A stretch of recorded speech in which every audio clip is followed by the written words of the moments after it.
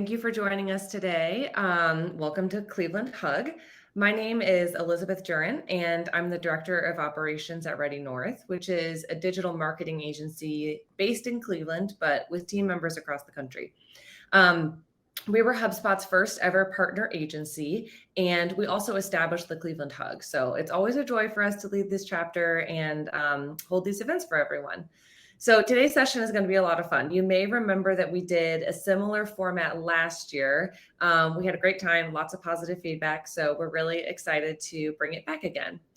So as we get going, please use the chat to ask your questions, engage with one another. I'll be moderating the chat, as will Shane. So that's where we'll keep track of everyone's questions.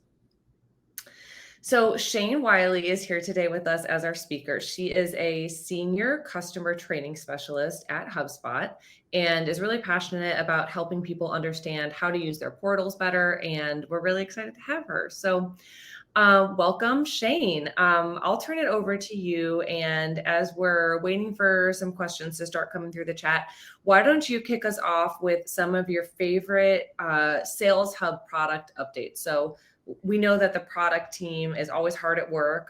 There have been quite a few recent updates. So what are you seeing in Sales Hub that's helping people get more value out of the tool?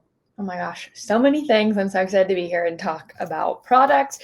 I think that you know just as well as I do how quickly the product evolves and changes, and all of a sudden you're in there one day and you're like, oh, this button is new. What does this one do? So hard to stay up to date, but super excited to talk about some new, I've highlighted a few updates, but I'll go ahead and share my screen. Let me make sure. There we go. Can we all see it? Awesome. Yep. Perfect.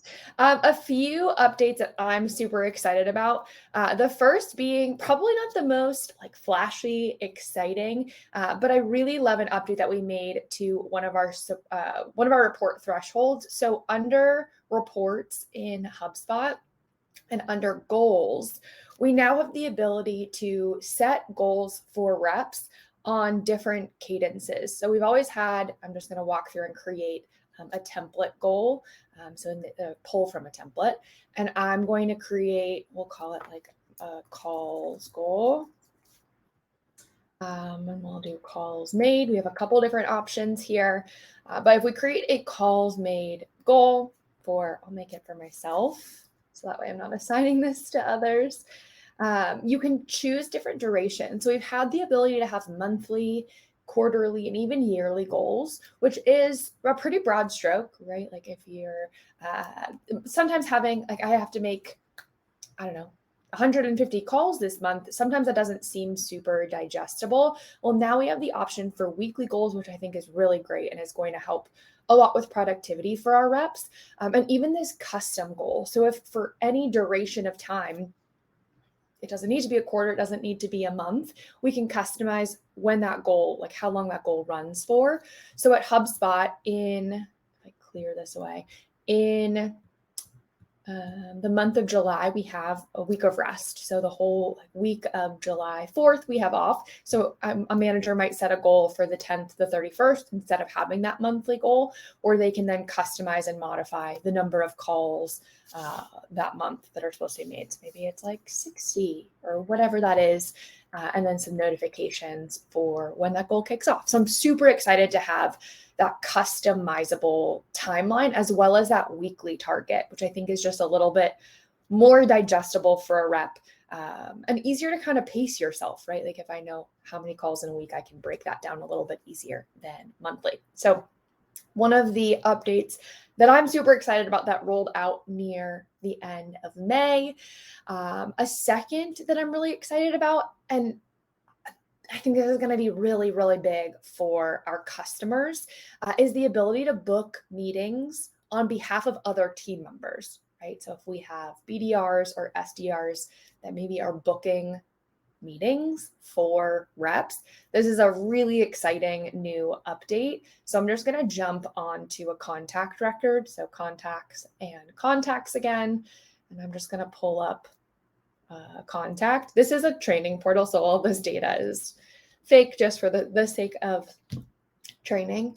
But here on this kind of activity guide, if I click on meetings, now I'm not just booking for myself. As long as reps have their calendar tied to HubSpot, we can change who the host is.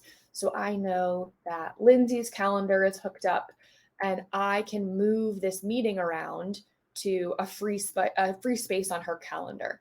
Now, if this is something that I want to attend as well, I can hop over to this attendees portion and just add myself as an attendee, and it will invite me to that meeting and add it to my calendar as well. So I know before we were going and finding meetings links and copying it from here and getting it in an email and sending it to a prospect.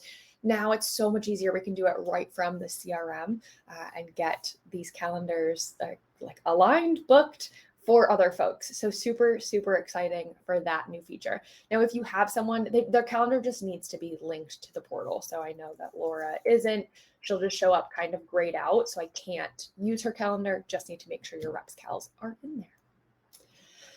So that's another one I'm super excited about. And then I had to narrow, I had a hard time narrowing it down to 3, but I have one more update that I'm super excited about. And it's the ability that we have now to have conditional logic when we're creating deals. Lots of big words. Let's just look at it. So under our settings gear, which a colleague was working with her mom in HubSpot, and she was like, I don't see a gear, but I do see a flower. Is that where I'm supposed to click? So whether it's a gear or a flower, take a look. That's where we're going. And then on the left-hand side, under objects, we're looking at deals. So I'm like looking at the chat now. Madison, yes, there is a report for goals achieved. I can find that for you with all licenses. Shannon, I believe it's Pro and Enterprise for the meetings booked. As long as it's not starter, you should be good to use the booking meetings for other people. Cool. So once I'm in my deal settings and we go to customize the deal form, this is where we're able to set up what shows up when a rep creates a new deal. Now, we're going to delete this whole thing because that's what I was going to demo. So what we can do when we're creating a deal is set the properties that we need, right? Like what do we need to know from a rep when a deal is getting added to our pipeline? In this case, the name, the pipeline, the deal stage. Now, sometimes we might need more information depending on the deal type or an answer that was given. So what we can do is if we need to add in, let's say we need like a deal priority, right? So once it's on my form, I can start to add some logic. So if you use Marketing Hub at all and you use our forms tool, conditional logic is a very similar setup that you would see in our form builder. But now that priority is on our deal form, I can add conditional logic. So I'm going to say, if priority is high, then I'm going to show another property. So then I'll show, I don't know, industry. Maybe that's important. If it's a high priority deal, we'll require that and I'll add it. So that way, if it's a low priority or a medium priority deal, we're not asking that additional question, but if it is high priority, we're getting more information that we need. So I think there's a lot of really cool, it is a really good update, a smart update. I like that. But there was another one. Let's see if it is, I don't know if it was deal type. Let's try deal type. What comes up here? Cool. So if it's recurring business, maybe we need to know, maybe we might have to create a property that's like their billing cycle. Is this quarterly? Is this yearly? And maybe that's something that we expect them to know if they're creating something that is recurring. So we can decide based on what information they're entering, if it then shows up. Let me see. I have one more example that just kind of like nails it home, but I want to make sure that I have it on. Perfect. So for whatever reason, this company has permit type on their deal form, whatever it is that they're selling. So again, once it's on here, we can add that additional logic. So we might say if permit type is land registry, then maybe I need additional information. So then I want to show lot size. That doesn't matter if I'm talking about a different type of permit, but it's really important for me to know. So just the ability to pull that info in from the beginning of the deal, which is super exciting. So those are my 3 big updates that I narrowed it down to. I can totally keep talking about updates as needed, but that was kind of where I pull some things in to show everyone. Love it. It looks like we have a couple, you answered a few of our questions live, but we have another one right now from Madison.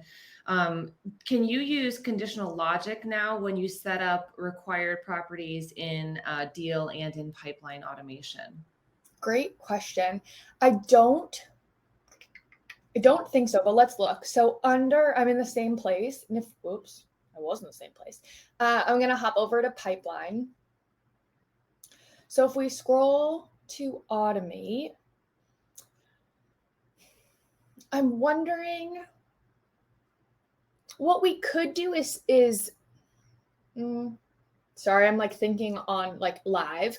I'm wondering if there's a way to set a task to update something, but I don't think that we can add conditional logic here. I know if we are moving folks through the pipeline, we can require and request. So that might be an option where if I am, sorry, I'm moving everything around.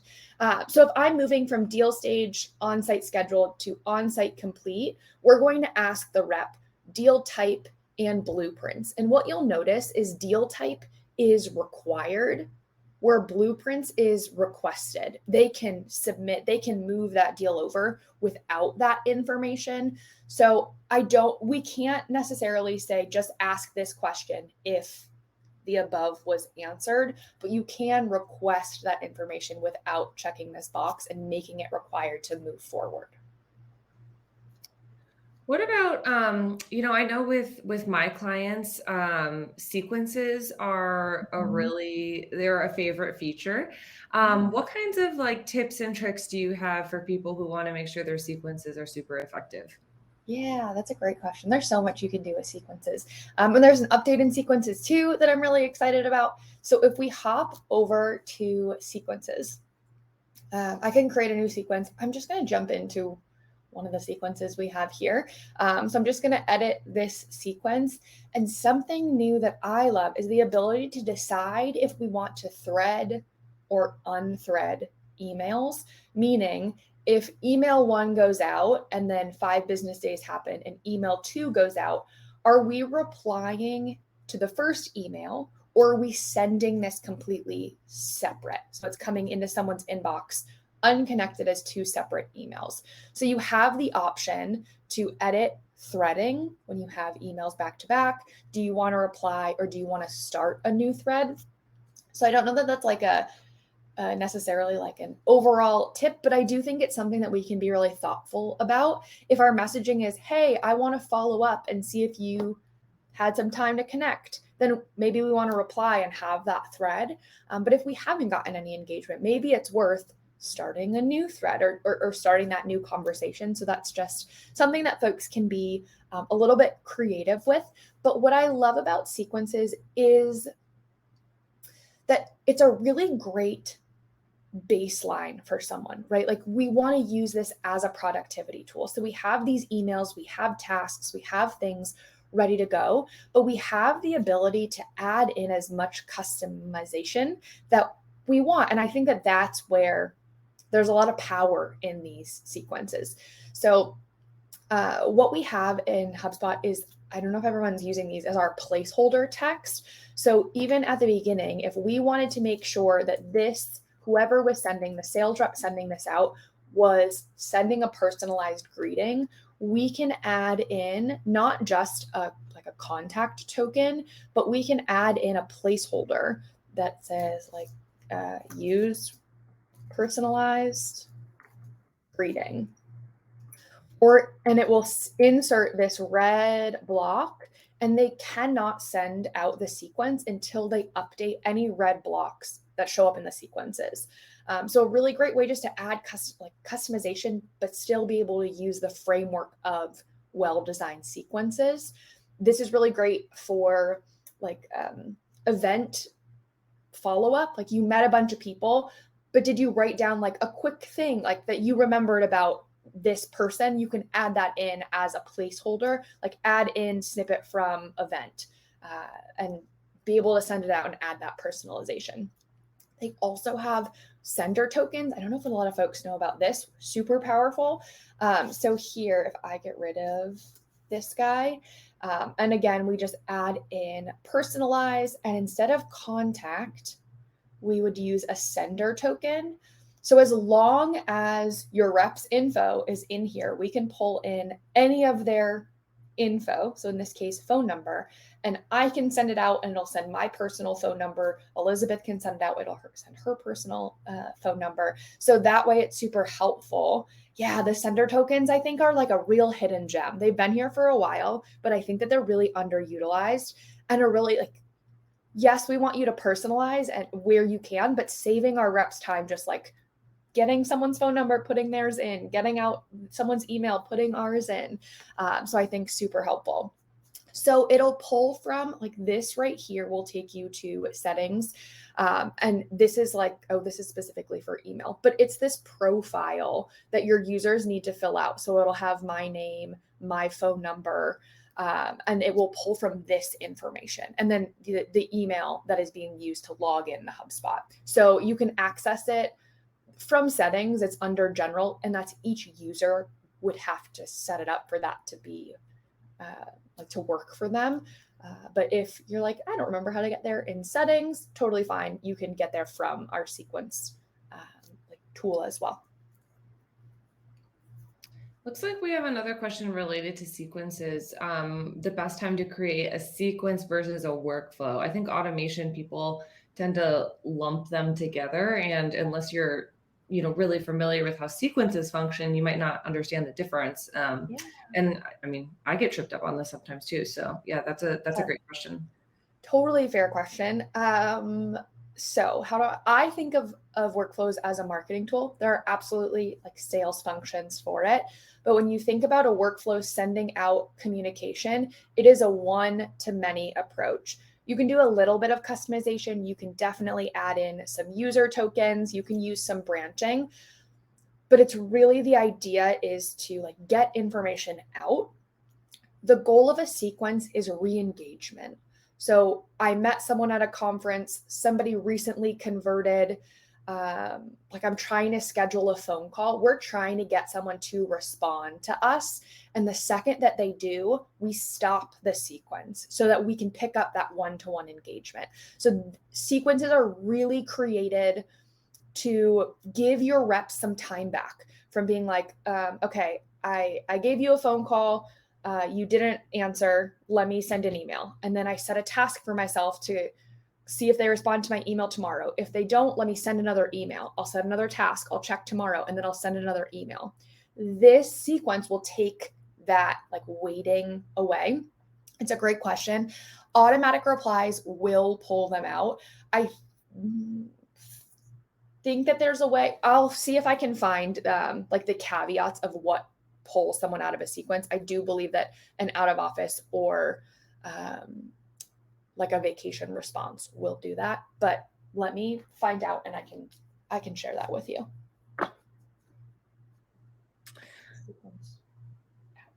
Okay. Looks like we do have a follow-up question here too about out of office and vacation. Is that the one that you just said you would have to follow up on? Yeah, there's some nuances to it, like just depending on like the type of email, it will pull it out. So I just want to make sure that I get those specifics before I give you any answer. We have a couple of other questions here, but before we move away from automation as a whole, could you talk about whether you see AI being involved in any of these Yes, you cut out a little bit, Elizabeth, but just a question on AI. And I'm like, like so happy to jump on in. AI. I feel like I could talk about this for forever, but it's something I'm super excited about. And I don't know how closely folks have been like just seeing like HubSpot specifically, like HubSpot updates, but we have a ton of marketing stuff and sales is on the way. One of the really exciting sales specific AI tools that we have. Actually, I'll just pull up my inbox and we're just going to like create an email together. But if I am this is going to be available next week on June 20th. So if you don't have access to this already, it's going to be ungated for everyone next week, which is so exciting. If you have Gmail, if you have iOS, this is available. Right now, we don't have it for Outlook, but in my email tool, it is connected to HubSpot. I have this write an email for me. So this is made for sales reps. And what it'll do is give you the option to like assist with writing an email. So if it's a follow-up, an introduction, a cold outreach, maybe I am reaching out to, or what am I selling? I'm selling brew at home coffee. That's what our company sells. Who knows? Who are we selling it to? To local cafes. And what in a few words do I think, yes, Shannon, the goal is to get this rolled out everywhere, but it's currently in alpha. So like AI is just moving so fast. I really think the goal is like, let's do what we can and pivot really quickly, like as quick as we can. So it's like a constant, every day something is new. So it's super exciting. But describe what you want to communicate. Our like local or our coffee beans would be great for you to sell at your store front, whatever. What kind of tone do we want? I want it to be helpful. I want it to be witty. I want it to be optimistic. And then I can generate. And I just like every time I do this, I'm just so shocked at the responses that are coming through or how it puts it together so quickly. Like I'm a sales rep. I provide quality, fresh brewed coffee beans to cafes. I understand you're looking to provide coffee to your customers. Our product could be a great fit. They're sourced from all over the world. We make sure that the quality is consistent. It's just so crazy how quickly these things get created.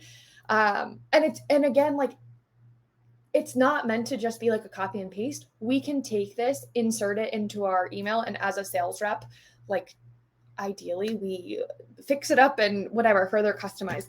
But you can keep generating until you're happy with the verbiage, or you're like, you know what, not a great fit. Let's see if it can give us something else. So it'll give you like a second version, a third version, however many you want.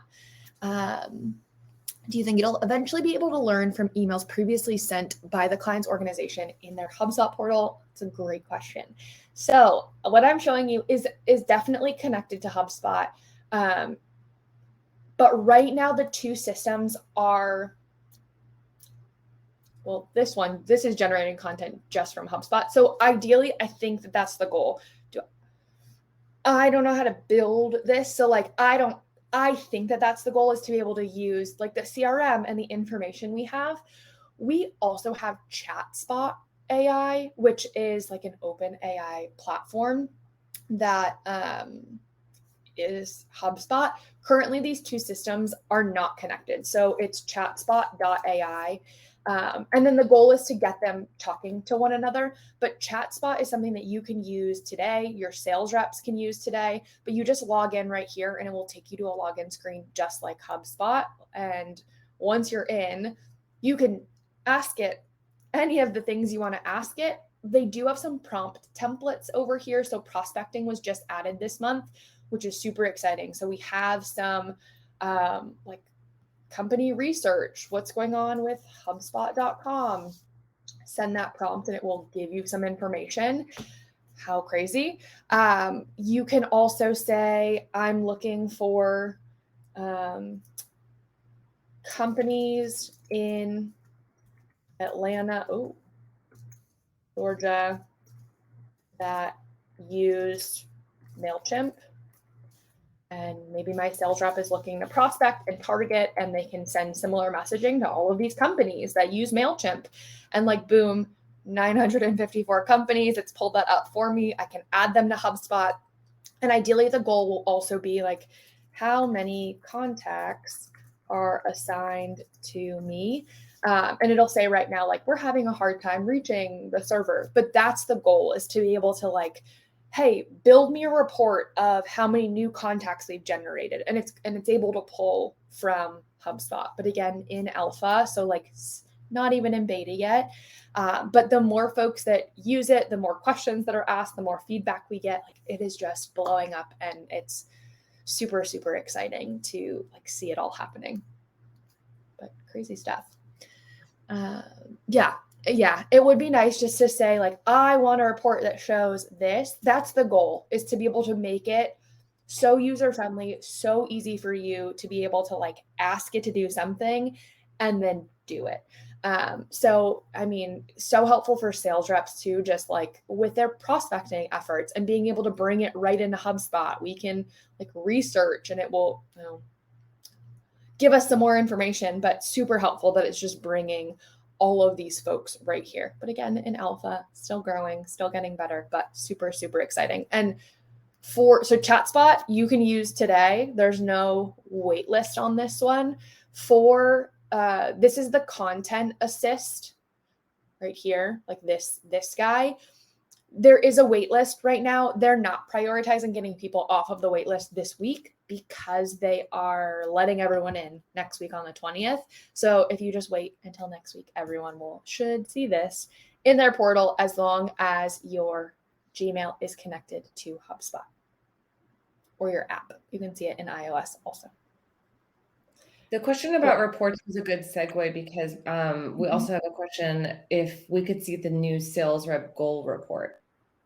Sure, let's take a look and see what we can find. If we go back here and go to goals, we can create a goal. I want to make sure that we can pull, because this will show for an individual person what's going on, and see that individual's goal over time. But let's see if we can find, I want to find a report. I don't know if we have to create one or if we have meeting booked versus goals. I've seen that one before. Where are my dashboards? Sorry, I'm just like poking around, and we'll all find it together. So if we create a dashboard, we have lead gen that I want more of. Team activity, deals closed total versus goal. So that's deal total. Sale manager will have total versus goal. So that's still deals. So I was just thinking that since we're gathering that info, we would have a report, but it might be something that we need to make. So I can try to put together something if I have to create it, and share that out, like how I did or what kind of metrics I used to create it. I don't want to spend time like poking around if I can't find it. But I'm happy to share that if that'll be helpful, like after, and we can share out with everyone. Awesome. Thank you. Yeah, of course. Another question in here: how would you recommend sales teams handle cold call or lead list with HubSpot? We've had a number of clients in the past who want contacts, and we've cautioned it. Yeah. So where are the lists coming from? Are they like purchase lists, or are they like, where do we get the lists from? Purchased. So fun HubSpot legal stuff. Part of HubSpot's like user compliance, like I'm going to sound like the big not fun person right now, is like part of when you say like, I'm going to use HubSpot, you agree to not use purchase lists, which is just, I mean, we don't want to be reaching out to people that say they don't want to get reached out to, right? So like, not a fun answer. I totally get that. But when we're using those lists or importing those lists, it could potentially flag to our deliverability team that there are like a bunch of emails on here that aren't real or aren't valid, and it could potentially put your like sending ability on like a freeze before you have to talk to our deliverability team, which is not like a fun answer. But with purchase lists, just because we don't know like if those are legit names, legit emails, legit phone numbers, or if those people want to get contacted, it's not something that I'm going to say recommend, but it's not like that we don't want to go into HubSpot. So not a fun answer at all.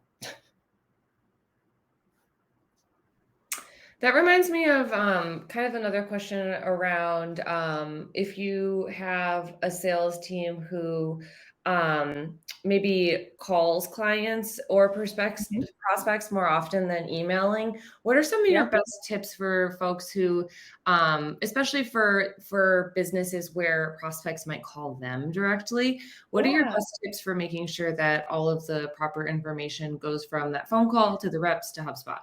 Oh, I love that. So snippets are a really helpful tool. So let's hop onto a contact record. And I don't know what we have in here. We're going to just try and see if I can find something. And then if we can't, we can totally build something out. But if you get a new contact and we're trying to leave a note because maybe they called us, we might have a snippet. Oops. Like, I'm trying to think of like, oh, perfect. Something like this. So a snippet in HubSpot is a shortcut that you can use anywhere in your notes, in your emails, like on the activity feed. And that shortcut will give you, it can give you whatever you need. We used to use it at an old company. I worked at an educational software company where we were selling textbooks. And so it'd be like introductory and intermediate algebra, and writing that out a million times. I mean, my fingers eventually memorized it, but just having a shortcut to like type out those long names is super helpful. But I love the idea of having an outline. So, okay, maybe we make something where we have a snippet for an inbound call, and that creates a template for us to make sure we're gathering the information. And maybe we don't get it all, but in this case, I'm like, okay, what is the name? Maybe we don't get their budget on that first call, but making sure we have a list so it's really clear that we're collecting the information that's most important, and leaving that note here. We would then potentially need to go and like update that information, but at least we know we're asking the right questions, kind of almost using this like a playbook. But I love the idea of creating an outline with snippets. If you've never created a snippet before, this will take you right to the tool. And you can use these snippets in your emails as well. So as long as that account is linked, you can't use like the pound sign here, but you will have access to all of the snippets here. So your sales reps can use them in a bunch of different places, which is super helpful. But creating a snippet, like maybe we call it like inbound. We have an inbound call. We need contact name. Oh gosh. We need like product interest. We need, I don't know what else we need. Like state that they're in, and anything else here. So that way we can format it however, like reason they called, whatever we're collecting. I would love to say like, let's just go and like update all of these forms, but I love being able to get it in one place, like in a note. We can also use playbooks. I think that's helpful, like having an inbound playbook where these are actually properties that you can update on the fly, like at the time. But I love just being able to kind of grab this inbound note, even if you're in your email, and then you know what questions to ask. Down here, you're just typing in what that shortcut is. So it might just be inbound. We can save it. If we go back to our contact.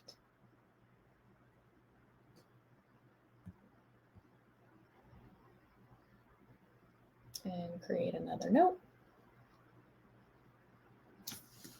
Inbound should be here. Oh, we even have a new client information. Cool. I love that. Like overview, deal amount, deal owner, primary contact. So whatever that is, whatever information you need, I think that snippets are a really helpful way.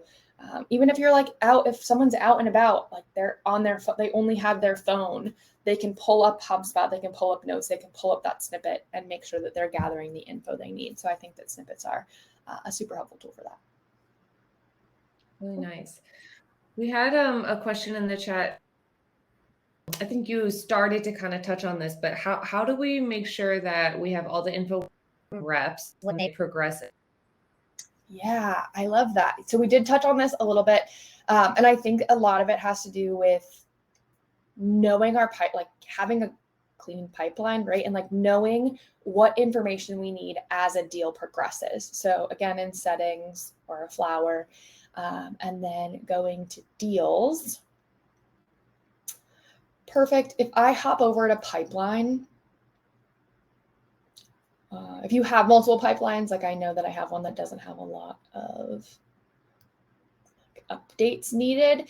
So we've talked here about how when a deal is moving from one stage to the next, we can require or request information be updated. And this is how I would make sure that you're collecting all of the needed information.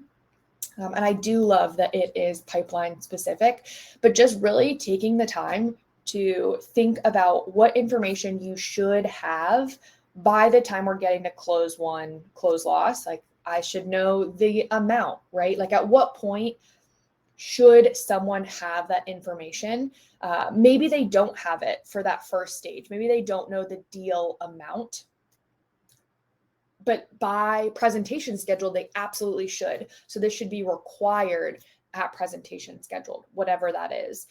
So if I remove like amount from here and we make sure that we edit amount, oh my goodness, typing and talking is added down here. We can require it, perfect, and save it. And what's nice is if we do get the amount earlier, like it's up here, if we do get the amount earlier, great. It'll just let us keep moving forward. But at this stage, a sales rep cannot move forward into bringing in decision makers, into sending a contract if we don't have the deal amount, right? So if we save this and go to our deals, and I saw, is there conditional capabilities? So we looked at this a little bit earlier. We can do that in the initial deal form. So when you're just first creating a deal, we can add some conditional logic, but not when moving through deal stages yet that I know of. But if all right, let's look at that pipeline I just looked at. We'll look at it as a deal board. So if I start this again at the beginning and like move it along, cool. It's going to ask me who is responsible for the blueprints. You can see that it's already been updated here, so it's not blank. I can just hit, great, yep, that's who it is. We move it along. Great, we move it to presentation scheduled, and it's going to ask me for amount. It's already here, great, but it's going to prompt the sales rep, and it will not let them move forward if that information is not there. So we can make sure that throughout this process, we are continuing to learn more and more about the deal as it moves down. Ideally, the goal here is that no sales rep is surprised at the end, right? They're like, oh, I didn't know that this wasn't in their budget, or I didn't know that their like projected amount was much lower than ours, right? Like we're going to prompt them to ask those questions and require them along the way. Cool. We've had trouble adding a deal field for competitor, having a value called other, and then a required field. I don't know if I know what you mean, Frank. We've had trouble adding a deal field for competitor. Oh, so having like creating the field competitor, and then one of the values is other. Got it. Okay. On the deal form. So Frank, does that other competitor name exist as a property already? Because that's what's missing. Like you would need to create that property, other competitor name, to have it show up on the deal form. So as long as that exists, you should be able to, because I don't have those in here. I'm going to like walk through and make it not look great. Okay, cool. Yes. So the properties all have to exist. You can't create properties from here. You would add in the property for competitor. That sounds like it already exists. Once you have that competitor property, you will add conditional logic. This is only going to pull properties. Let me see. Great. These are only going to pull properties that already exist. So this is where you would add in that like other competitor name in the settings, and then it would show up here for you. Cool.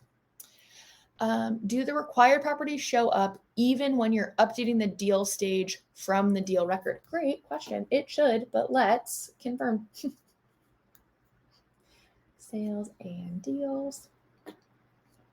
So I know that I get a pop-up if I go from appointment scheduled to demo scheduled. So let's try it. Appointment scheduled to demo scheduled. Perfect. It does pop up for you. It looks like Bethany had a related question as well. Can you require a forecast percentage that can play into HubSpot's forecasting tools, or only for moving stage to stage in assignment? So, oh goodness, I haven't talked about this in a really, really long time, but yes, there is like a forecasting percentage that you can set that will help with the forecasting tool. I'm going to have to get you a resource because I haven't talked about it in a really long time. So I'm afraid to give you bad information. Forecasting. Not how you spell that. That makes sense. So, yeah, I'm going to find something for you because I don't want to give you bad information. We currently have them set by stage and at the percentage, but we want our reps to put the numbers in. Yes, there is a way to do that. So there is a way for them to manually put it in, and they can submit it. So like right here, they can come in and submit like Elaine's team. This is set up by team.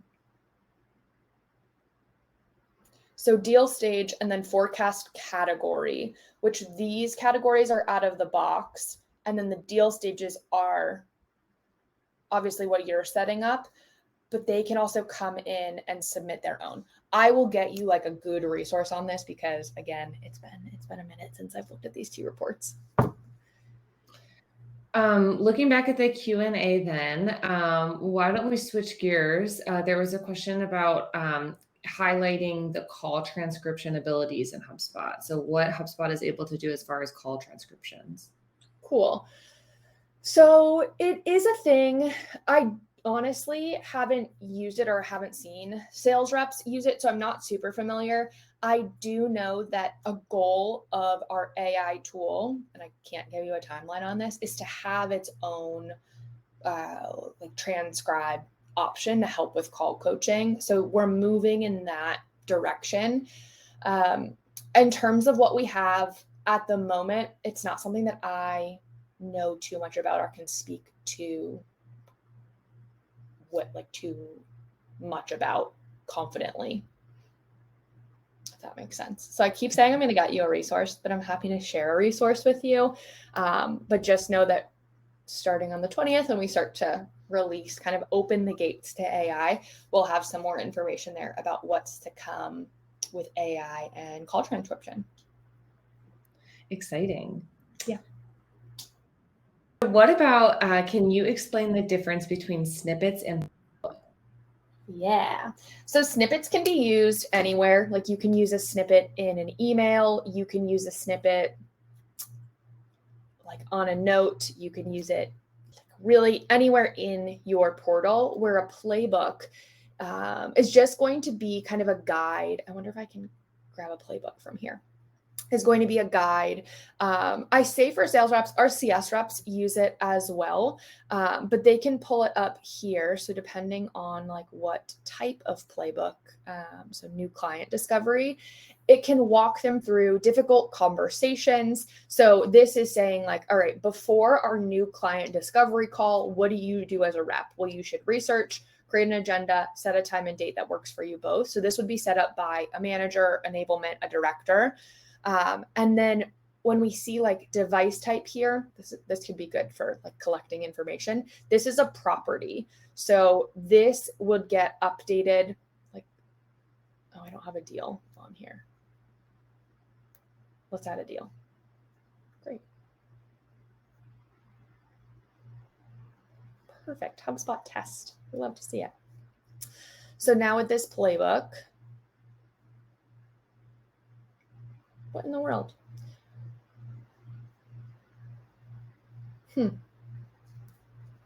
Let's go to the deal and then track. Perfect. Now will you work? Amazing. So it just wants to be connected to a person and a deal, which is why it wasn't showing up. So here, instead of just writing down the device type, I can select, this is an actual property. So what device type are they using? A mobile phone. Great. What are their top initiatives to improve close rates? They said that this was crucial for them, whatever that is. So all of these notes, everything here is going to get saved as a, there we go.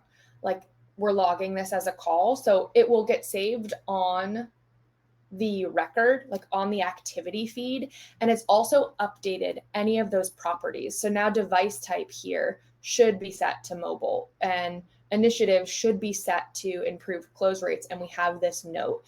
So it's helpful to update those properties, but also log a call that I'm like, okay, this was super crucial. Someone else should probably see this. We're going to pin this to the top.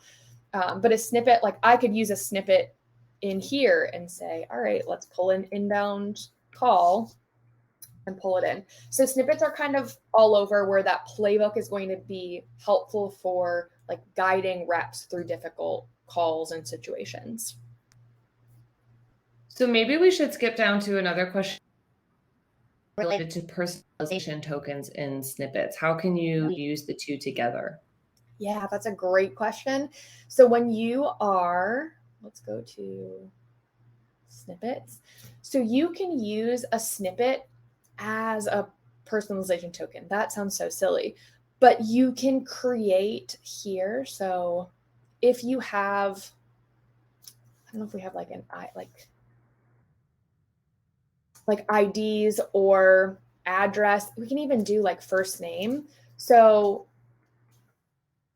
if we do first name, we'll call it first name, and this can be name. So if I create this snippet that just brings in someone's first name, I can use that in an email anywhere. So if I'm on a contact record and I'm trying to draft an email, and maybe I do this with their address or their phone number or whatever it is, but now I can just use that shortcut instead of looking up that information. I know that it's spelled correctly, whatever that is, but I can go away. Like use their first name. It will bring that right in and I can keep going. So again, first name I think is a pretty basic. But if this is like, maybe your contacts have like ID numbers or like order numbers that you save on their contact record, you can always create a snippet that will pull that in anywhere in HubSpot, which I think is a really powerful way to use it. Cool. So if someone only has free Sales Hub tools, what are the most impactful things that they have access to rather? Cool. You should have access to most things, just potentially in limited quality. I don't believe that you have access to playbooks, but you'll have, I think, up to 5 templates. And as I'm saying this, I should just like look up what comes up. HubSpot product page. HubSpot product page. Product catalog. Cool. So if we look at pricing, I just want to see like what comes in our free tool. Starter CRM. That's not what I want. I want this. Cool. So it should tell us like straightforward automation, trigger task and notification. Okay, so this is a good one. Like having the ability to trigger tasks and trigger notifications as deals move through your pipeline. So as things are progressing and deals are moving forward, are there communications that you should be reminding your sales reps to make?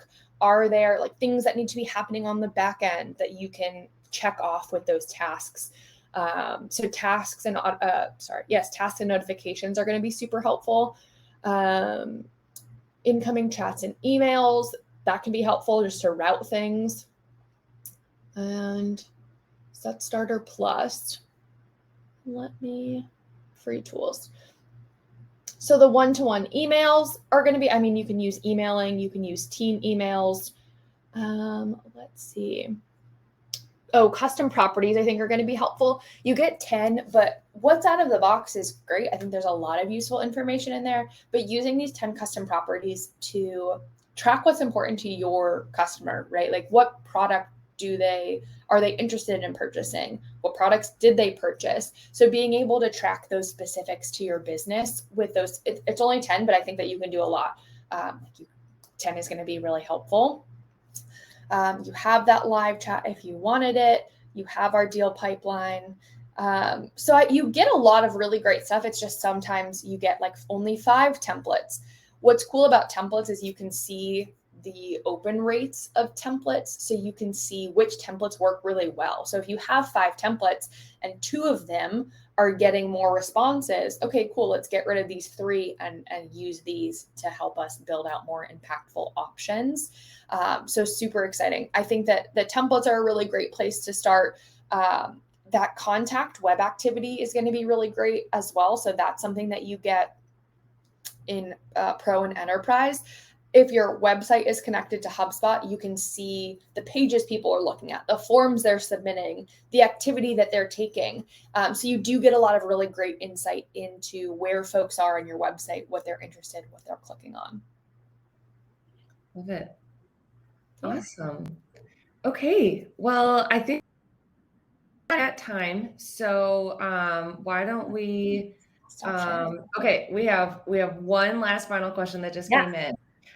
What's the best way to find out about more of these types of trainings and webinars? I had to dig around to find out about this one. That is a great question. So the Hug, like just general HubSpot user group page is a great starting point. You can search HubSpot user group and you can find regional and information-based or like special interest group hugs all over the world. So you're attending the Cleveland Hug right now, and by registering for this event, you'll now receive ongoing updates about more events that we're hosting. We host an event once a quarter. You're getting the first look at what our Q3 event would be. I'll share with you right now because we just locked it down.